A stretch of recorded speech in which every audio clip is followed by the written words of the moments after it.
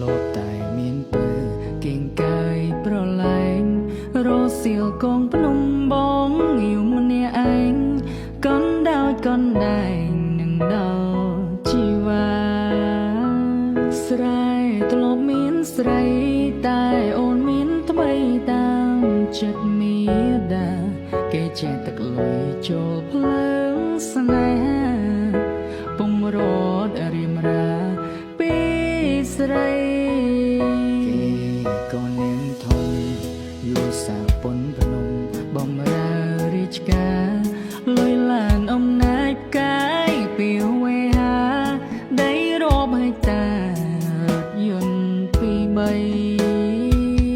បងក៏នាងស្រែគ្មានខ្នងគ្មានខ្សែមានតែរូបស្រីឥឡូវប្រត់អូនទៅនាងដទៃឆ្លើយបានទេស្រីបងរួយយ៉ាងណានាងណាទៅដឹងមុនថាអូនបាយបងប្រៀបដូចផែចាំទុកមានស្នេហ៍វិលតាមសន្យាអូនចោលបងក្រយកគេនាងមានឬក្តីសុំជីវ៉ាចោលក្តីស្នេហាចាប់លុយដុល្លារមែនទេតែគ្នាប្រងស្បែកប្រងមានបាយទឹកបីពេល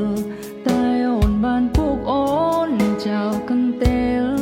យកគេងនឹងគេស្ងប់ទេឈវី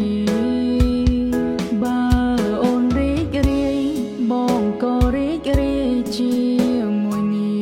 រីចិនមុទិតាមានក្រុមនាទីជូនពរជវីចេញពីផ្ទះស្បូវ